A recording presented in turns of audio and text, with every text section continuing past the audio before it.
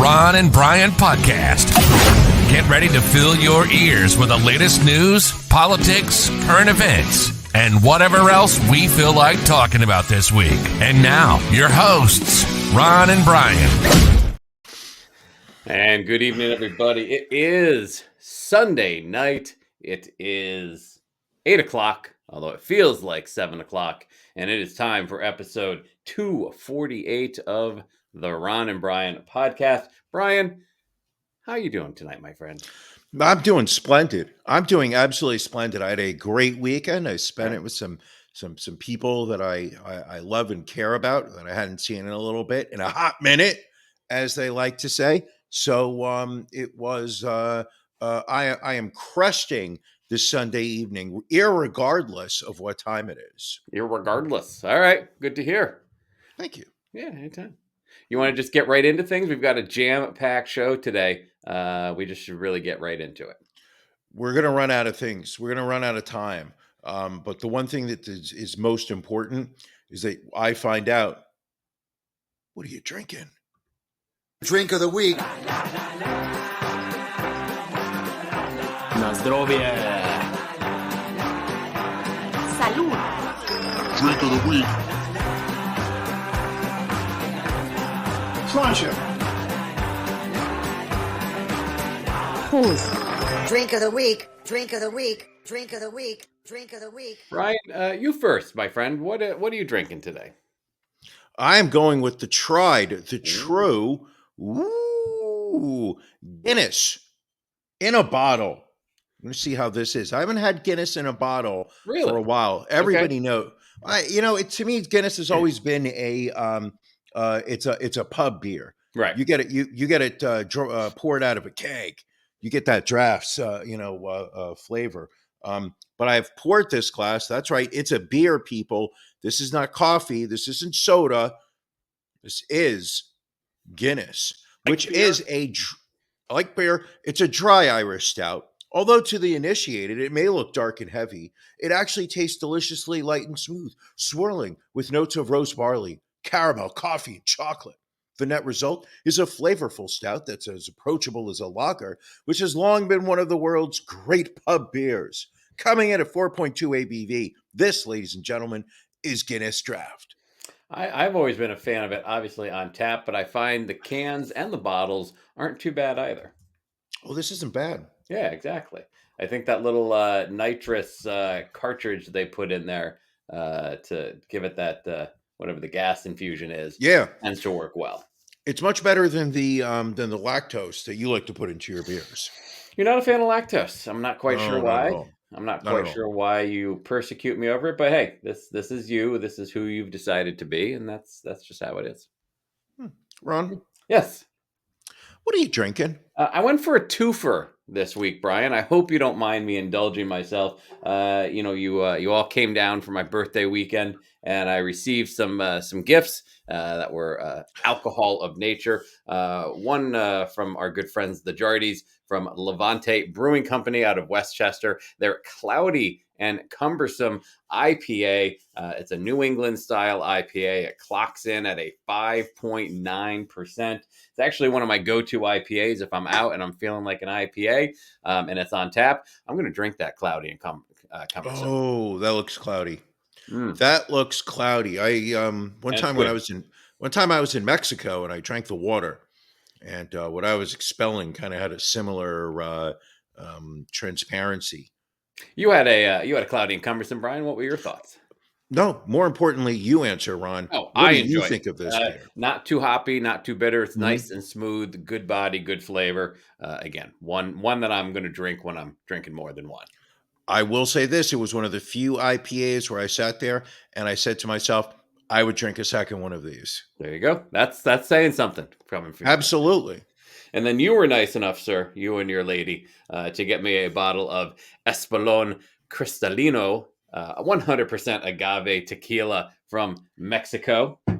So also keep in mind, that is the opposite of your cloudy IPA. That thing is almost completely see-through. I mean, it is like, I've got my big ass ice cube in there because I do like it on ice. So this is my very first try. I just cracked the bottle open this evening.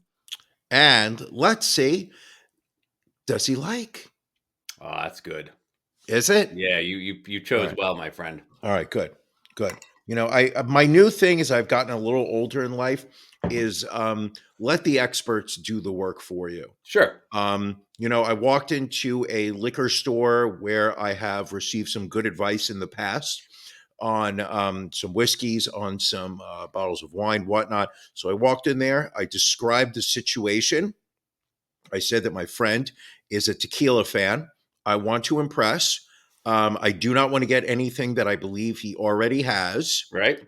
And I also don't want something that I have seen influencers drinking at clubs. Because he went to that large white and blue bottle, Ah. and I just was like, no, no, no. I was like, my friend's not 22 female, who's what do you call it? Got an OnlyFans. I said, this has to be about the flavor of this. Mhm. So you're enjoying. Yeah, I mean, it Okay. is not bitter, doesn't sting, but gives you that nice warmth you want from a nice sipping Mm. tequila. So I will be enjoying this bottle. Thank you. Excellent. I'm glad to hear that. That makes All me right. happy. And Uh, also, yeah. Ron, what are you wearing? What am I wearing? Well, you were also nice enough to buy me a "The Champ is Here" T-shirt, which I'm wearing this evening. Yes. And as we discussed, you bought it with the thoughts that maybe I would still have the title belt. But even though I don't have the belt, I think being a champion is a state of mind, not just a title. Exactly. You're the champ of your home. Yes, You will be champ again. I mean, I'm the champ of this statistically, box on the left of your screen. of course, you still pull most of the punches. You know, I think it's going to be, I think one of the things that people on the podcast have seen so far during my reign is that, you know, I'm a little looser, you know, than your approach to the championship. I'm a little bit more allowing of others. Right. I very much want to create a space where people are seen, you know, feel like they're being heard. I don't want to necessarily say a safe space, but you know, We're close not to it. one where close to it, but Yeah. not one where an autocrat is making dictatorial rules that all must follow. All right. So I just want you to know you're still champ in my mind. All right. Well, thank you. Let's get it moving on. It's time for Beef of the Week.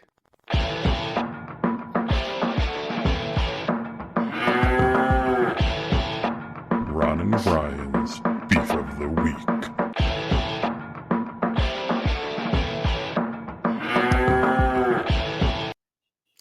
Brian, what's bothering you this week?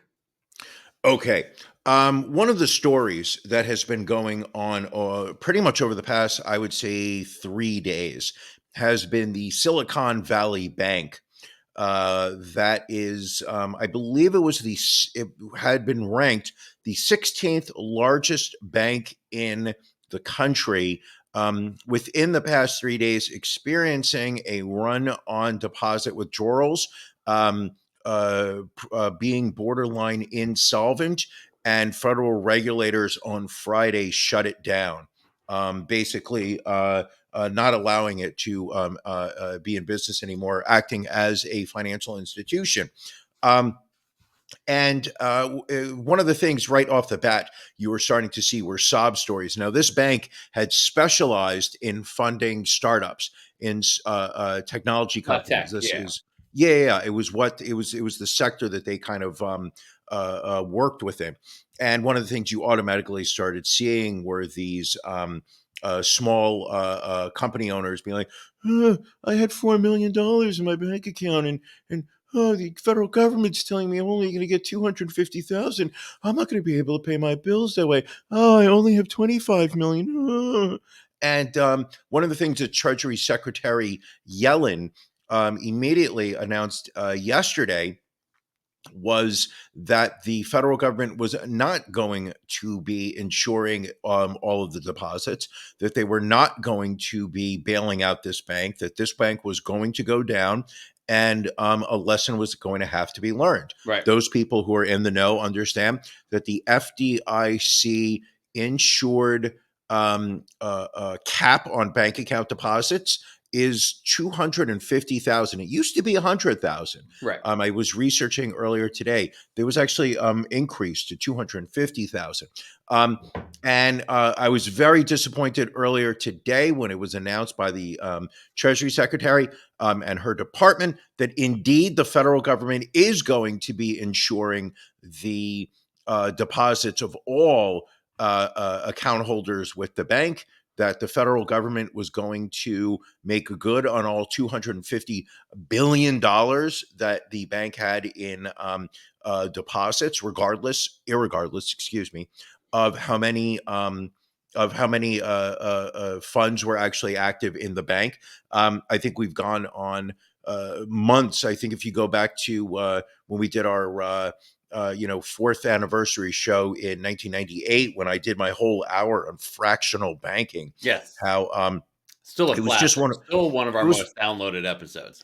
it was an epic rant about how it should be true. It's morally corrupt for banks to be able to create money by, in some instances, lending out at an 8-to-1 ratio money that they had in deposits within the bank, literally creating money as if they were printing it themselves.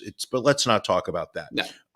So I actually was out there and be like, well, here's a bank that made a big bet on low interest rates, that they had lost, I believe it was $20 billion that they had been, I think that's a big number. I'm not really sure. I'm right on that one.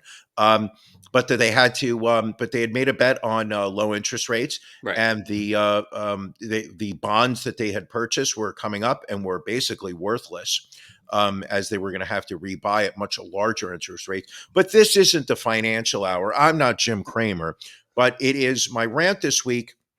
My beef of the week is that once again, the federal government is going to come and bail out with their big coffers another bank, another financial institution that basically was pretty happy running on its own, keeping profits for itself.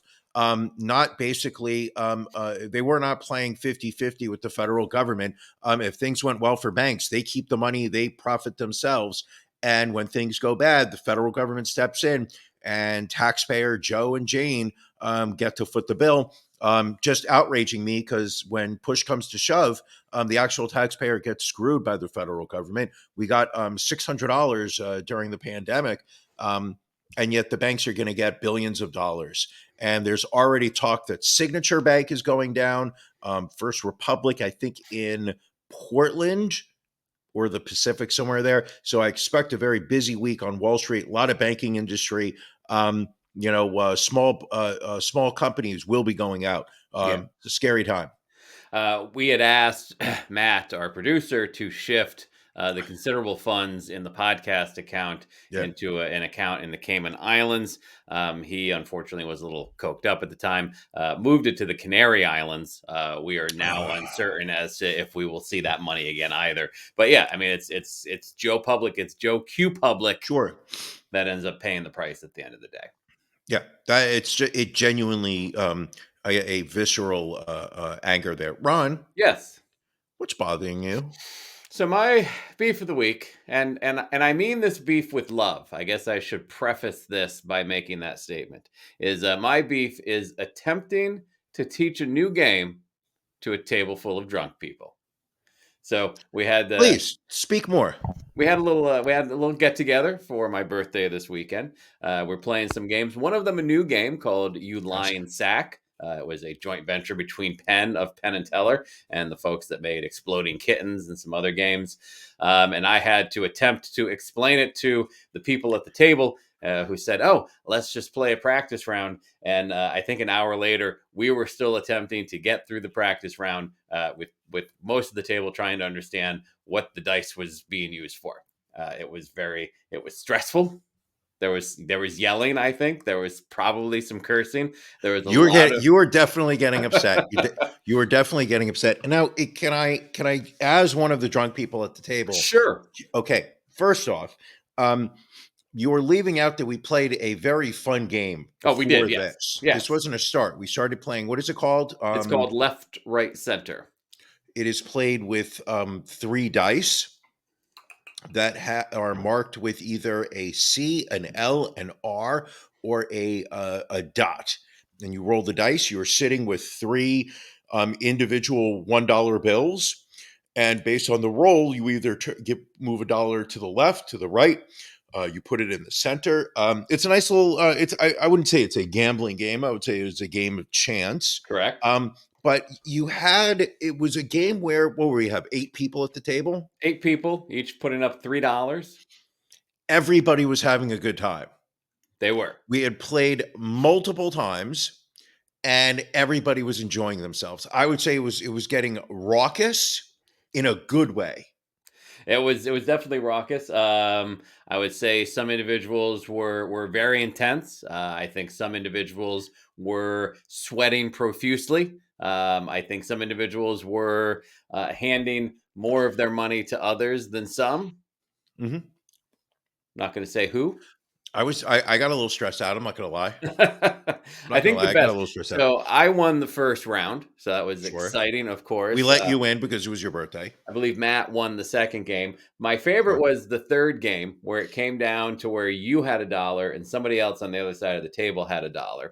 I believe it was one of the Jardies. So that means whoever rolls the center is going to win the pot. Instead, Correct. Brian rolls an R, gives me his $1. The turn goes around to the other side of the table, and the person with the other $1 throws a C, giving me the win right off the bat.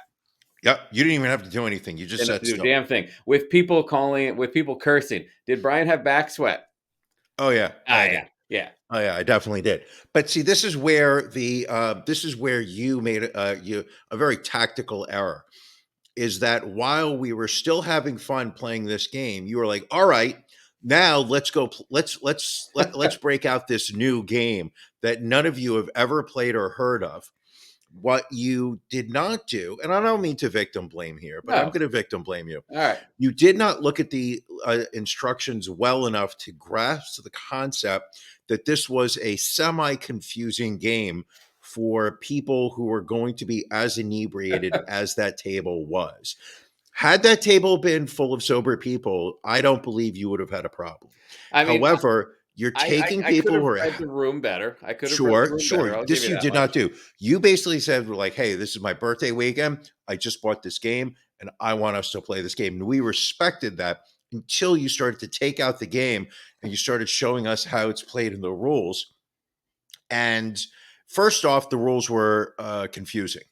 The idea here is there's a brightly colored yellow sack. I would say it's like a burlap material, like a nylon-y, burlap-y kind of thing. And inside are red triangle foam pieces.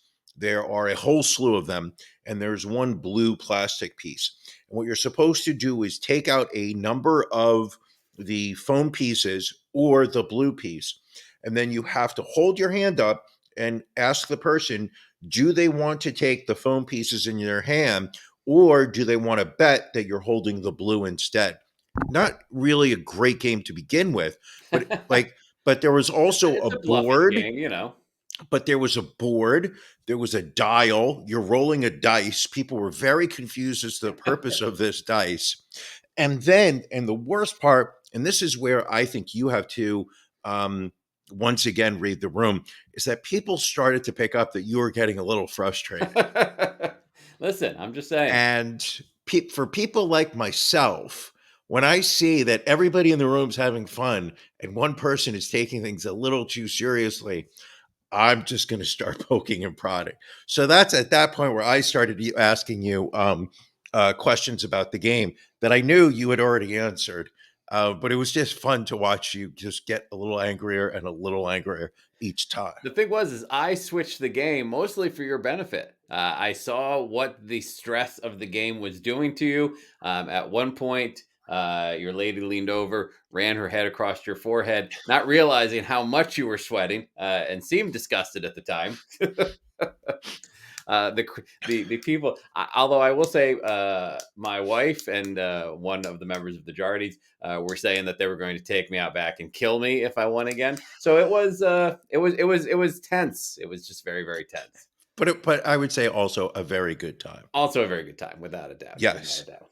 Also, let's acknowledge Allie here for a moment. I am a tremendous friend. Yeah, I mean, she sees it, she calls it as it is. Yes. Congratulations going out to Lauren Boebert, representative from Colorado. Last week at CPAC, she called to cut funding to schools that taught students comprehensive sex education. And now this week, at a Moms for America event, she announced that her son, Tyler, is going to be making her a 36-year-old grandmother come April.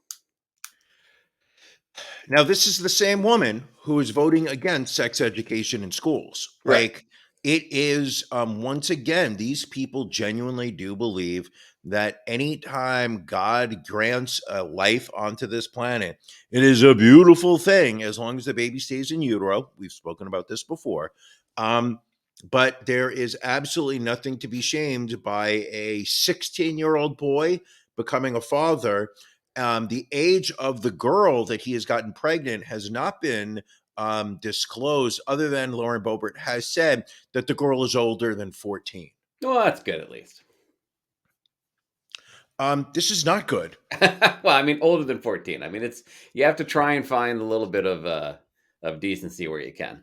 Ron, I was not ready to be a father at 32, let alone when I was half that at 16. This is a child. This is a child having a baby. And his mother, who's a fucking just a human sponge for a brain, is going to be a grandmother at, what is she, 32? 36. 36. Oh, my goodness. And she apparently also, according to her, made her mother a grandmother at the age of 36 as well. Fucking hell.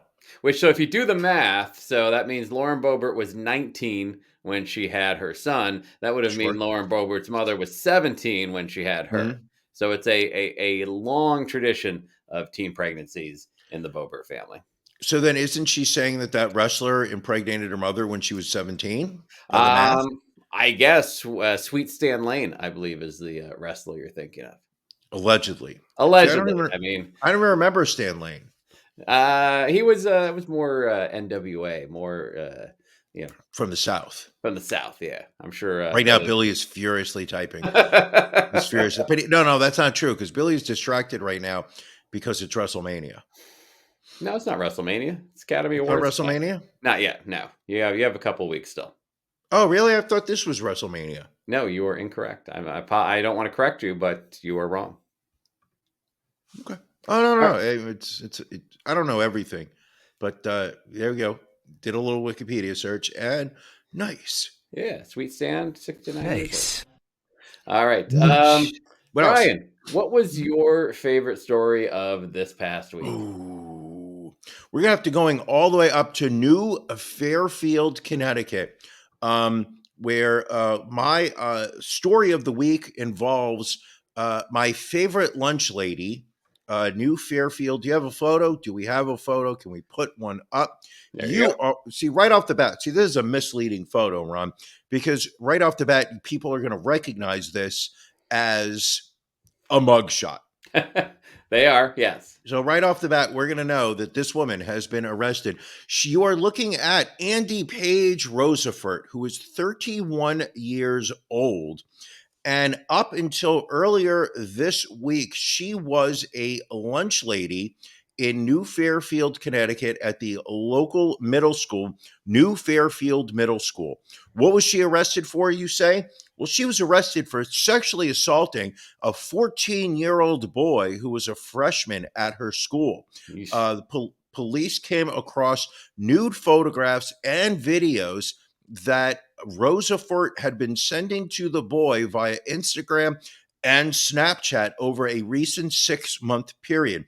The boy, who was 14 at the time, said that she had struck up a conversation, a dialogue with him, had obtained his social media credentials, and they went back and forth. Then one day, out of nowhere, asked him, quote unquote, want to see something? And before he had a chance to reply, she sent him a nude photograph of herself.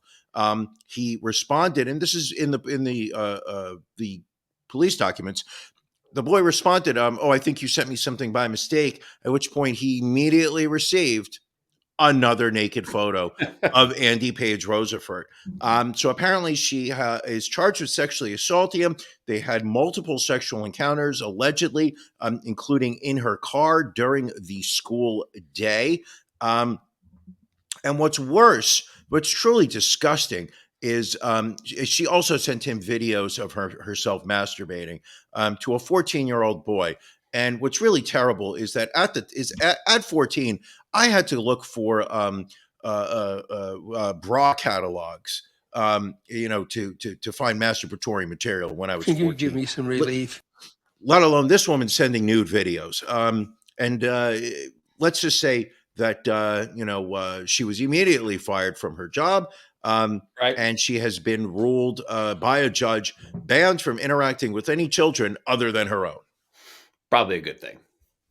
Now I know it's very easy for as a white male to sit there and make some jokes of, "Hey, the lunch ladies didn't look like that when I was in school," or "Hey, I don't know how bad I feel for this kid. I wouldn't have minded that when I was 14." But this is still sexual assault. It's a It is. crime. It's a child. She's an adult, and this woman deserves to be behind bars. Ron, Yes.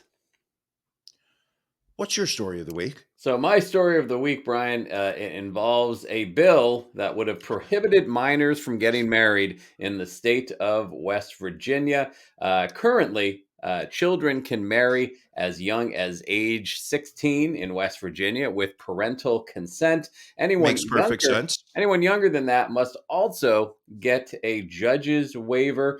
Democratic delegate Kayla Young in the state Senate put forth a bill that would prohibit that. It passed the state Senate and then was rejected by the Republican dominated Senate Judiciary Committee on a 9-8 vote.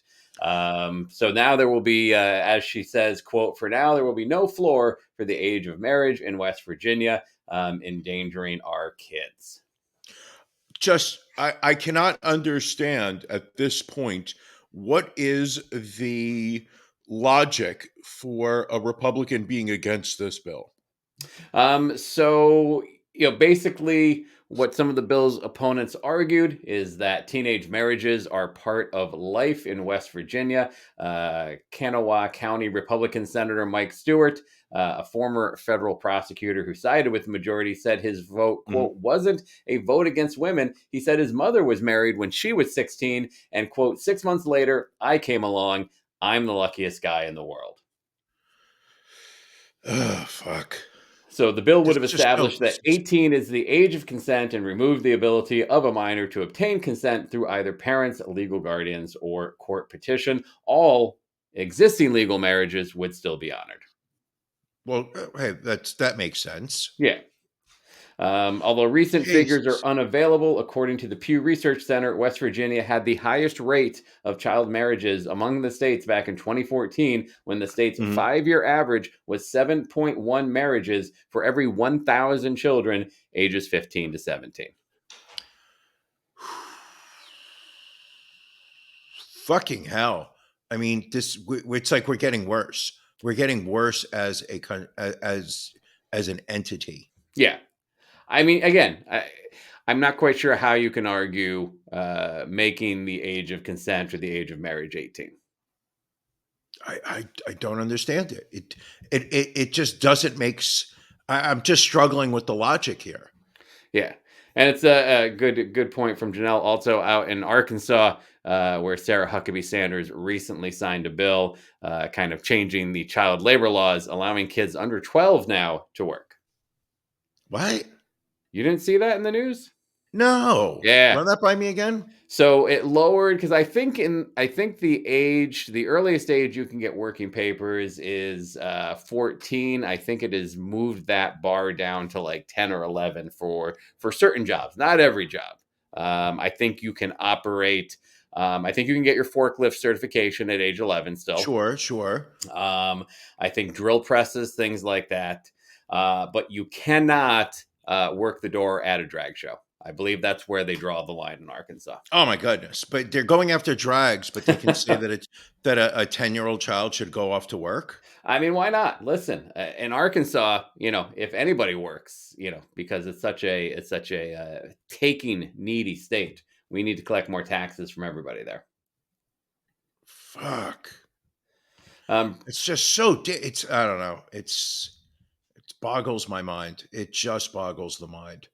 everyone this past week talking about the story of the group of Americans who were kidnapped at gunpoint during a terrifying shootout between cartel members on the Mexican Mhm. border. Two of them found dead, two returned.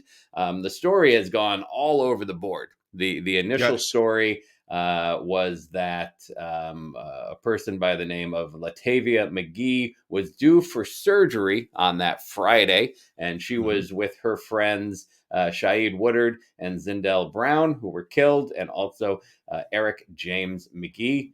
Going for a tummy tuck, apparently, driving from South Carolina to Mexico for a tummy tuck, and then getting kidnapped, and two of them killed by the cartel.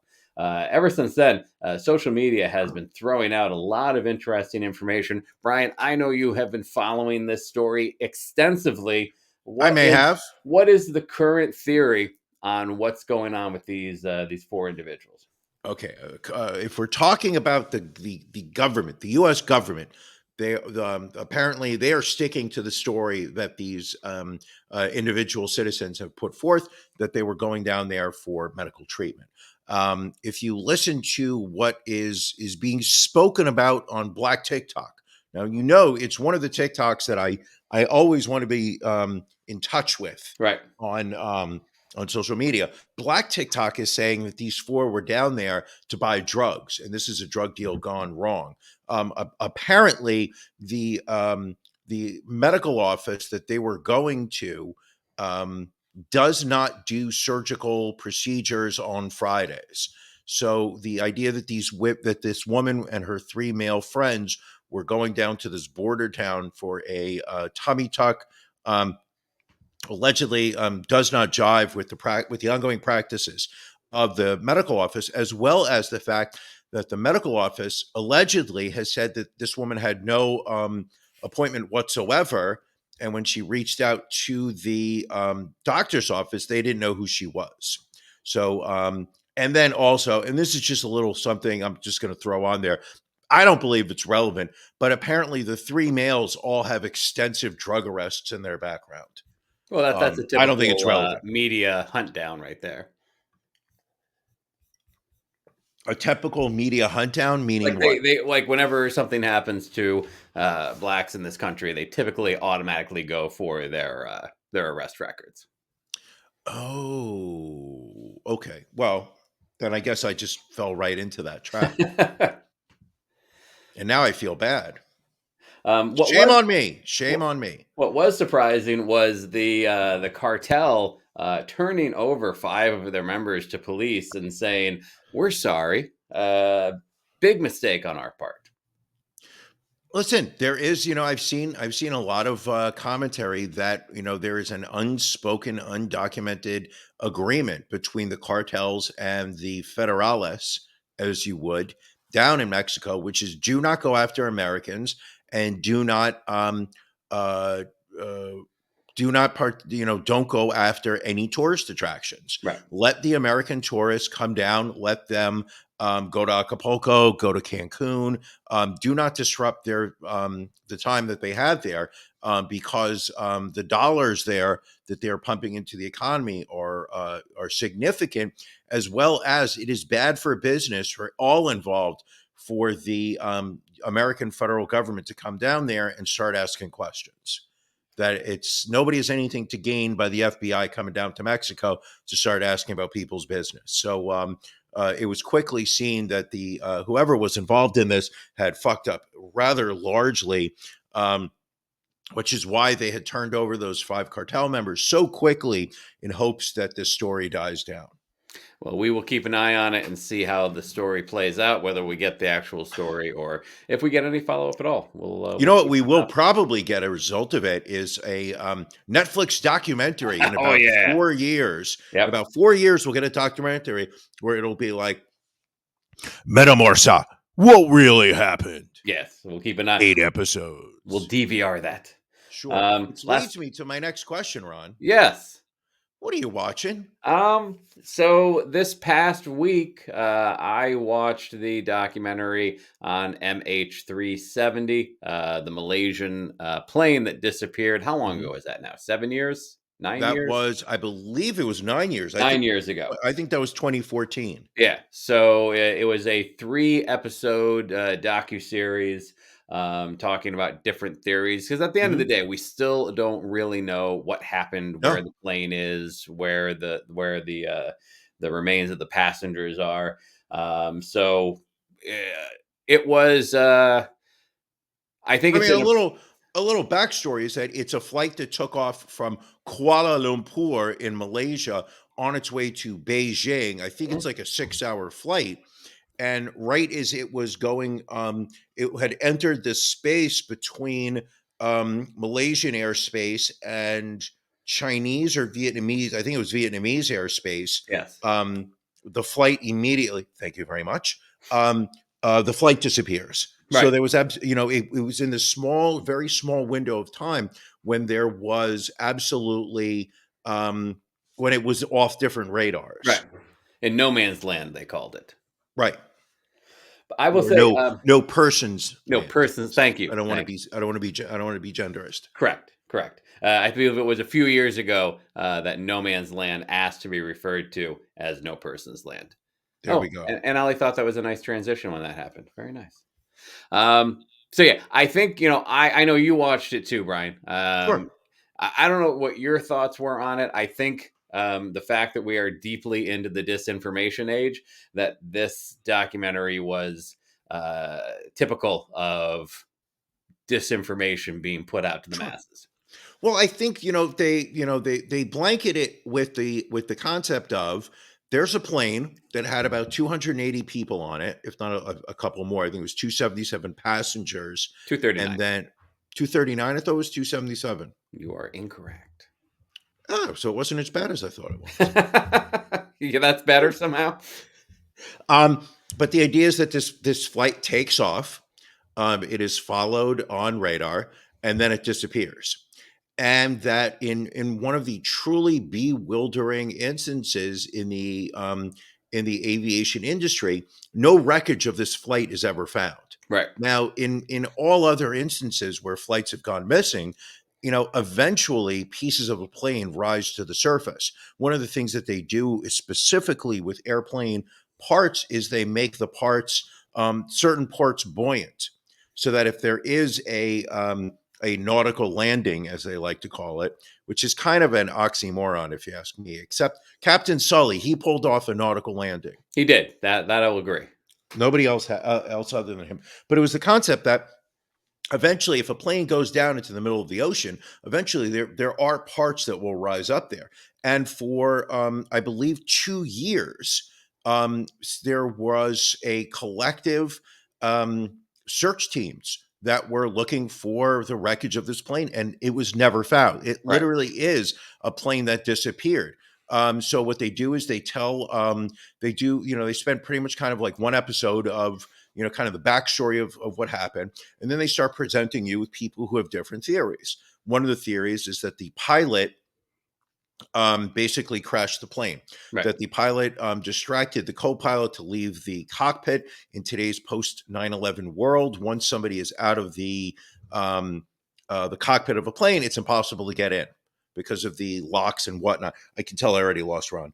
And then it's the idea that he basically changed the air pressure of the Well, not the cargo. he depressurized the cabin to knock everybody out. Correct. So everybody gets knocked out, and he basically changes the course of the plane south, flies for 6 hours, and eventually it lands in the South Indian Ocean. Another theory that they have a news reporter, he thinks that the plane was hijacked by Russian commandos, and the plane was brought to Kazakhstan. Just because. Ask the question of like, why does he think this? That's where I think the dangerous part of what you're talking about in terms of disinformation is they never ask the question of why does this make more sense to you than the official version that the plane just disappeared and crashed in the ocean. They never ask that question. So you Well, and have he all even these. says he's like he does that whole thing that you see some conspiracy theorists do, where it's like, listen, I get it. It sounds far fetched, and I'm going Sure, to agree with you that it's far fetched. Um, but but it's here's but something it's that could but have it's happened. but it's Yeah, not something we can discount at this point. right. Which to me is just dangerous. Yeah, Because I mean, you can also make the argument with the same, based on that same logic that he's putting forth, we can make it that suddenly somehow aliens came in and swooped up the airplane. far And fetched, it's but you can't discount that it could have happened. can't rule it out. And then they speak to a French reporter who her theory is that the American military blew up the airplane in while it was in this dead zone for radar purposes because it had 2 tons of technology that the Chinese government was stealing from the Americans. Yeah, that they would just put on a commercial flight because that Yeah. was the easiest way to get it back to the country.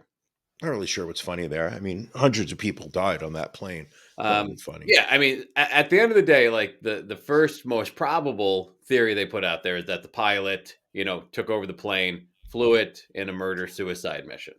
They don't really talk about the pilot at all. No. They don't really dive into his background and Why whatnot. would he? Why would he do something like this? They don't Eh, address it. But 2 episodes later, in the middle of the third episode, they're like, "Oh yeah," and then it comes out that the flight simulator that they confiscated from the pilot's basement, he flew almost the same exact flight in training routes.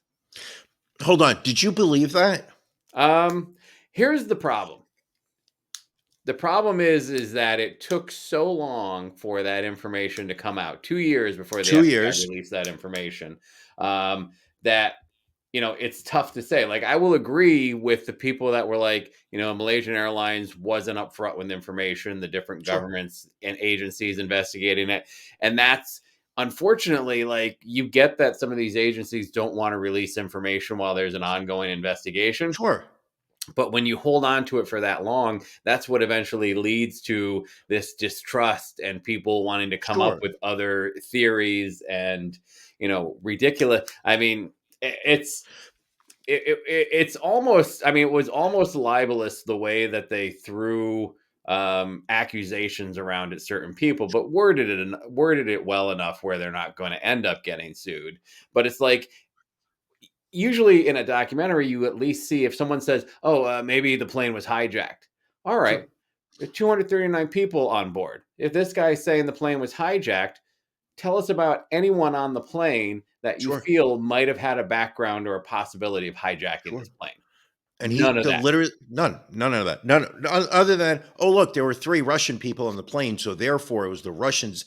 These guys were all commando. No research on who these 3 guys were. Right. For all we know, they were businessmen that were on their way to died a tragic death. I found the argument of that the Malaysian government was not more forthcoming with information.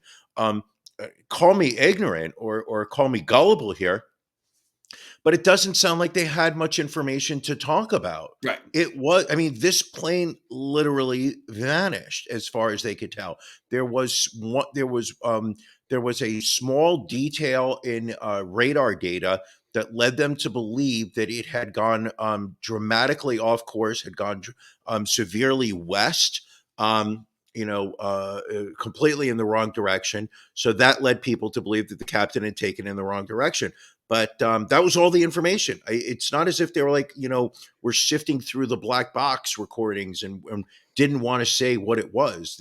They don't have information because they don't have the plane to put together. Right. I felt that it was had it not been a true story where 230 some odd people. 239. 239 people died.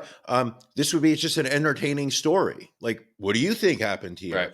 But real people died, and real families lost family members, and that's a tragic thing. And I just think it's very, it's being handled in a very casual manner. There are family members that are going to watch this show, being like, "Oh, maybe they've uncovered something that we don't know about yet." And it's just going to rip open. It's going to rip open some wounds and make those wounds a lot bigger. Speaking of ripping wounds open and making them bigger, did you watch the Jared documentary on Hulu? Nice transition. Yes, I agree with you, Ali. Nice transition from Brian there. Thank you. I attempted to watch the first episode of it. I think I got about an hour through, and it was just couldn't watch it anymore. Not because it was that shocking. It was pretty darn boring, is what it was. It was basically another, like, much like the MH 370. This is a 3-part series. Basically, it is they were able to obtain, the producers of this documentary was able to interview a woman who was involved with Jared in a long distance relationship. I don't really believe that it ever got to a point where they were physically intimate. But he had exposed to her, not exposed himself to her, but he had exposed his interest in underage children and having sex with them. So she started to record the phone calls they had. So it seems like the producers had been able to get connected with her, and she had given them copies of these audio tapes. So suddenly you were able to hear Jared in his own voice talking about what he would like to do with underage children. Some of it was really gross to have to listen to. And at the same time, I don't believe that it added anything to the overall story of Jared. Right. You didn't learn much more about who he was or why he was this way. There really was no after the fact of, like, coming to terms with who he was, or it kind of just felt this woman really wanted to just put her story out and have her 15 minutes of fame. Yeah. It was, yeah, I was watching it and I was like, you know what? I feel Brian will get through this and will give me a heads up as to whether I need to continue or not. Not worth it. Was All right. definitely not worth your time. That's all I've been watching. Season finale of The Last of Us tonight. So I will be catching up with that tomorrow. And now that all the episodes are streaming, I hope you will be checking I it will out. start watching it. All right, good to know. I will definitely start watching it. Last week, we talked about the state of Tennessee, how the governor was ready to sign an anti-drag bill, while photos had surfaced of him dressing in drag himself. That was just one of many multiple bills in Tennessee that targets LGBTQ people and culture. Comes out this week that the lieutenant governor of Tennessee, Lieutenant Governor Randy McNally, who also serves as Speaker of the State Senate, has been frequently commenting from his verified Instagram account on shirtless photos of a gay young man. We have what was the name of the paper that put it out there? The Tennessee Holler put it out there. Holla! Sorry. That Lieutenant Governor Randy McNally, age 79, has left supportive and arguably flirtatious comments and emojis under risque social media photos posted by Franklin McClure, a 20-year-old performer from Knoxville who goes by Franklin Superstar on social media. We'll need to give him a follow on the Instagram.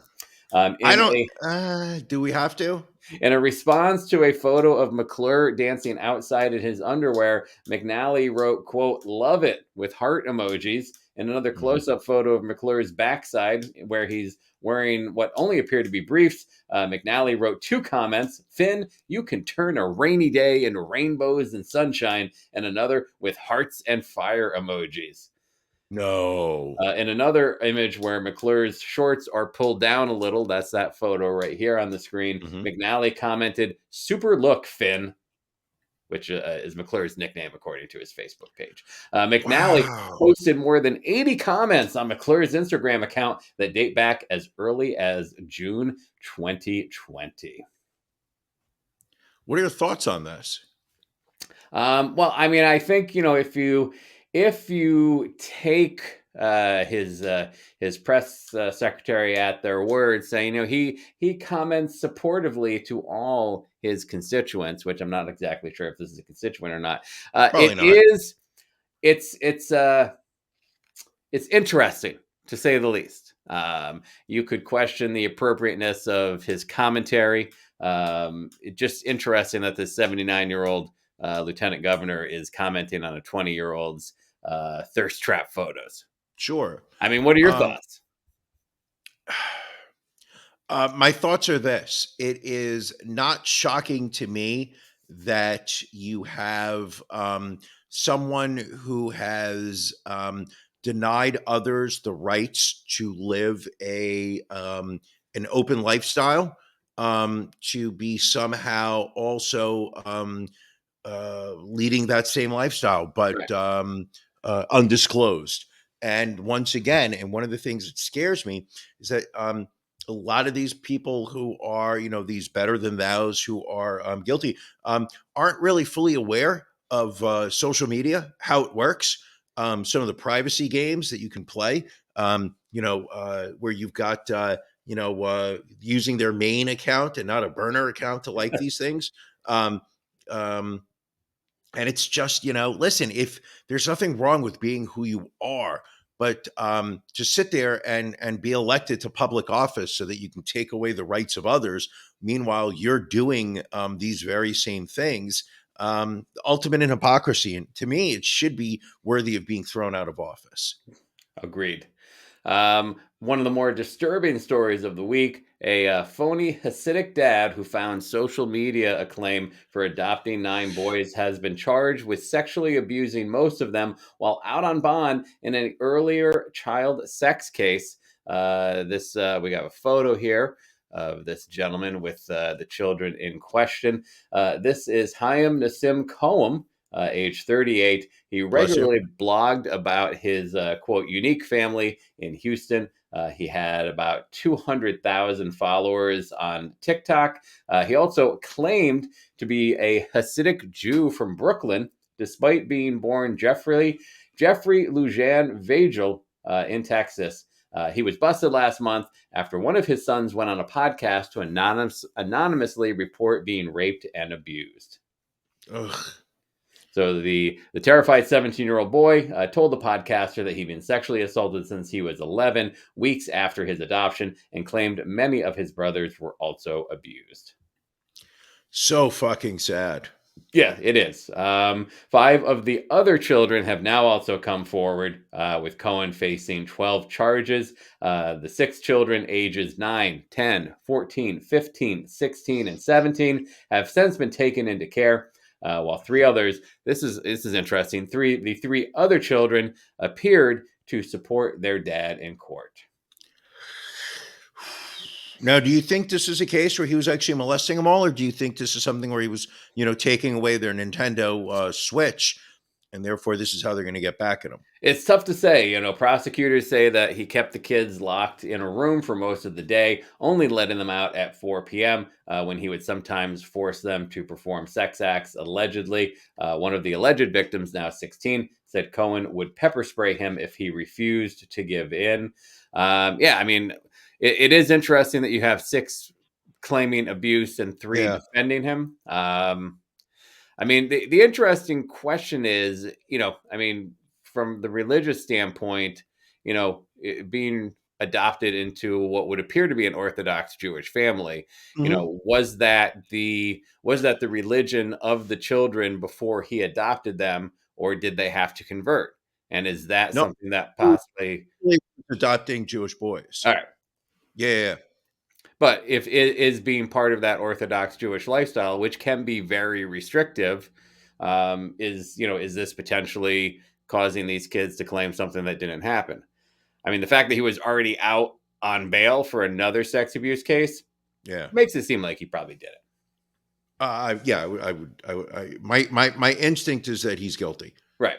But at the end of the day, it's not up to me to decide innocence or guilt. It is, up to the prosecutor and a jury and a judge. Unfortunately, at this point, I'm just going to say, just really, just a terrible story. Yeah, one of the worst ones we've had in quite a while, to say the least. Now, Ron, you were telling me how a lot of Orthodox Jews were moving into your neighborhood. Yeah, yes, we have a new school that opened up here recently. In fact, they were having their opening ceremony earlier today up the road. So that's such a wonderful thing. It is. I think Ron, today, the well, diversity of my neighborhood sure. is one of I the mean, things that keeps us here. it's one of the things I love about your neighborhood is that hate has no home there. Ron, are you Yes. excited? Are you excited? Tonight is the Oh, 143rd Oscars, the Academy Awards. Are you excited for them? They should be kicking off any moment now. I mean, I think that did they start at 8 or did they start at 9? I mean, I have I no am, idea. we always we sacrifice red carpet coverage every Oscar season to be here preparing and doing this podcast. They And that's call really us. the part I miss the most. It looks like Jamie Lee Curtis has won for everything, Oh, good. everywhere, all at once. Did you see that movie? I did, yes. How was it? I had never heard of it until just recently. I mean, it was a good movie. It is very much out there. It's one of those movies where, you watch it and you're still not 100% sure what you watched by the end of it. Like it's a kind of a sci-fi multiverse type storyline. So it's a little hard to follow, but Jamie Lee Curtis was excellent in it. No doubt. Now, was she better in this, or was she better in the Cutting Knives movie that she did for Netflix? Knives Out. I mean, Knives Out. There we she go. was good in Knives Out. I would say she was even better in this movie. How does she rate here to when she played in Halloween? I think her acting skills have come a long way since Halloween. So I would say Now, better in this.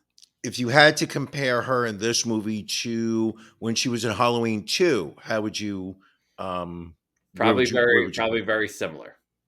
Now, if you had to compare her to Halloween, This time's gotta stop.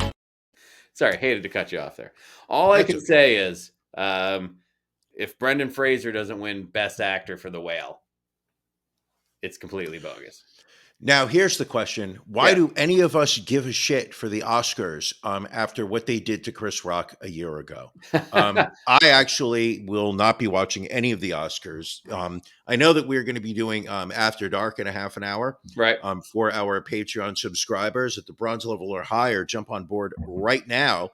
If you are not, you'll be able to live stream at least 30 minutes of additional material that we don't think is ready for the live show. It's not appropriate for the kids, if Sure. you know what I'm getting at. Go to our website, ronandbrianpodcast.com, click the link in the upper right hand corner for as little as $5 a month. You will help support the show. The money goes to Ron and I. We take that money, reinvest it into the show. It goes to offset some of the ongoing costs that we incur to keep this show going every week in, week out for you. For me. For you.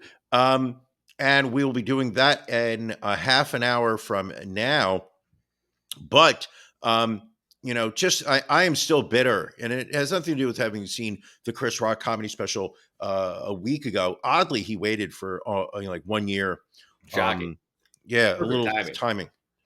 But the idea that they allowed a actor to get on stage and physically assault a presenter, turn around, walk back to his chair, and not face any repercussions for the next hour and a half while he sat there waiting to receive his Best Actor award, then get up there and give a speech like nothing's happened, Right. and he's had a life of adversity, and he gets his "you guys really love me" speech. Meanwhile, he just assaulted someone right in front of your eyes, and the fact that they wait until after the Oscars, after he had gotten his award, for the Academy to do something about it. I intend to never watch the Oscars again. Very problematic, without a doubt. One thing we haven't talked about in a while, Brian, it's stonks.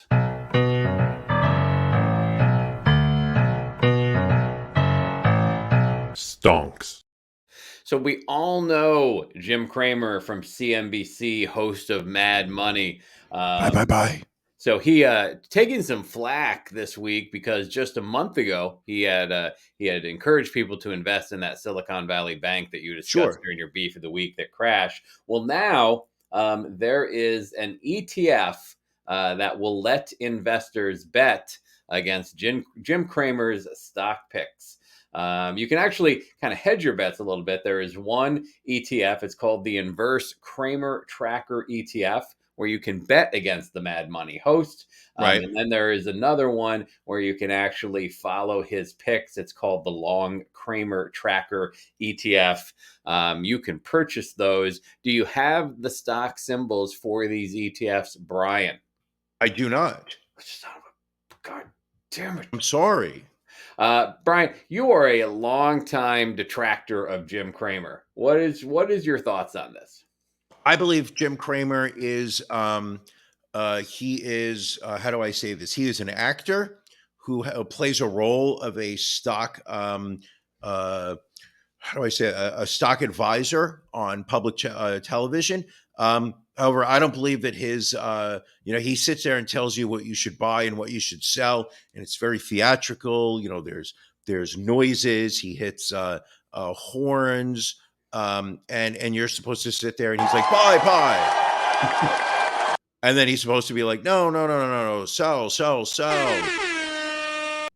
And then and somehow like you're supposed to make money doing it. And the one thing that people have put together, the pieces of the puzzle, is that he doesn't know anything about what he's talking about. He has no better ratio of hitting winners than Ron Stunk Daddy. And as such, it's to sit there and see that somebody is going out and openly mocking his inability to guess correctly. I'm saying let's put some money in it. All right. So we have some money burning a hole in our account over at Schwab. It's been a little dicey for us. So right Sure. now, let's get some prices here. So we've got the SJIM is the inverse Kramer tracker. So Currently, you do well when he does poorly. when he does poorly. So it opened at a little under $25 when they opened this back last week. Currently trading at $25.47. So Mhm. up about 2%. Let me see if we've got a price on the LGIM. Hold on here. Hello there. So now the LGIM, now that's for people that want to bet with his stock picks. Correct. That one also opening up. Let me see here. That was opened up around the same, a little bit higher. It actually opened up around $26 a share. Mhm. Now down to $24.02, down 7.3% in the past 5 days. So early on, if you had bet against Jim Cramer, you would have made some money. Yeah, so we may I may put some money in this. All right. Can we get Sorry. Can we get in one more story before we get out of here? Of course we can. And so this is it's for me going on a vacation. This is a terrifying story. It is about a Hawaii snorkeling company that allegedly left a couple alone in the ocean. The couple is now suing this tour company for, I think Rightfully it's so. $5 million. But obviously they took one of these excursions while they were Mhm. honeymooning out in Hawaii. They went out into the ocean with a group of people, Sure. and they were the boat left without them. They were left out there. They literally had to swim to shore at whatever Mhm. island they were close to, and then a local loaned them a cell phone so they could so that they could call the tour company and have somebody come and pick them up. But I mean, that's horror movie storyline right there. Like that would just like that's I do these excursions. We've been snorkeling a couple times when we've been on vacation. Mhm. I would say that is easily one of like my biggest fears, that they just kind Right. of like leave us behind. Wow. That's pretty so you've gone snorkeling. Correct. I have. I've done it a few times. Yes. Can you walk me through how like Okay, my question, this is going to sound incredibly ignorant. Sure. How do you not drown snorkeling? Because my understand is it's a mouth thing that's Right. just hooked to a little tube that's supposed to Correct. go that stays above water. It does, yes. So, I mean, basically, you can do two things. I mean, one thing you can do, like we did snorkeling with the sea turtles down in Mexico, like Mhm. that. The snorkel allows you to like put your face underwater and kind of look down there while you're breathing above the water. Now, if you want to dive down, what you do is you take a breath and then you basically dive underwater, holding your Mhm. breath, and then you come back up so you can breathe again. So you can't. The snorkel does not allow you to stay under like scuba gear does. So you're not actually swimming underwater for the most part when you go snorkeling. Right. You can go for short periods, however long you can hold your breath, but it's mostly you can also swim along the top of the water and look down while being able to breathe through your breathing tube there. That's my I have such a visceral fear of drowning. And I say visceral in the sense of it just feels like that's how I'm gonna go out. I don't think I'm gonna get hit by a car and die that way. Okay. I don't feel like I'm going to I don't know, make something up. But something about drowning, just I do feel connected with it somehow. And it scares the death out of me because people say it's a terrible way to die. Yeah, I can't imagine it's good. Like I've gotten water in my mouth and started to choke a bit while snorkeling, and yeah, I can't imagine dying that way. I'm sure it'd be horrific. Terrible. One last story. I do like this one. Going down to Maryland, a Maryland mother had allegedly assaulted a 12-year-old girl she accused of bullying her daughter after she was let into the school and just went straight for the student. Kelly Right. Static, age 41, gained entry into Aberdeen Middle School about 8:15 a.m. on Tuesday using the intercom. But instead of going to the office, she headed to a classroom along with her daughter. A Mhm. verbal confrontation ensued. And then at one point, the mother placed her hands on the child, grabbing them in an effort to continue the conversation until a teacher intervened. Police said that the mother left a, quote, pretty nice sized red mark and bruise on the girl's arm. So now Jeez. people obviously, parents are up in arms that this parent was just able to go into the school and get into a classroom and basically physically assault the student. Yeah, but she was also not armed. But what if she had been? Uh, that's not the point. The point is she wasn't an angry teenager. So she has been charged with second degree assault and trespassing. The father of the girl that was assaulted said, "quote She Mhm. could have had a weapon. She could have had anything. That's the most frightening part about her." Jesus, that is just some Oh, and scary Allie's stuff. saying she's proud of that. That's not behavior to be proud of. That's not all right. That is just not okay. Yeah, Not okay at all. yeah. Um, no, no, not at all. All right. Well, I think we get ready for after dark. Yep. I think we work on our energy level. We see how high up. I mean, how what on a scale of 1 to 10, where do you think, Brian, you started this show at? I would say I started at a 8. I Oh, think I'm Janelle agrees with you. Janelle said you started as at an 8 as well. and then I think I had a good transition, and I think I finished. I think I finished close to about a 7. Also, Janelle's not surprised. She also feels that. Yeah. Also, on After Dark, I want to talk about the Ozzy Osbourne police car that I purchased. I think it's going to be a unique piece to have. Oh, Janelle's excited. She said, "Get ready for Sabbath sirens." It's like she knew. I mean, she commented that minutes ago. Uh, Oh, that's good. it's the tequila, without a doubt. I love it. I Um, love it. anyway, this has been episode 248. We are just a Yes. couple weeks away from episode 250. We're trying to put some special things together for 250. It's going to Yeah. be a good time. Here's the question, Yes. and I just had this thought. Do we do an extra long episode for episode 250? Oh. You're saying maybe skip After Dark and just keep going? I'm saying maybe, push the pajama party to the first Sunday in April, and then we do like a 2-hour podcast.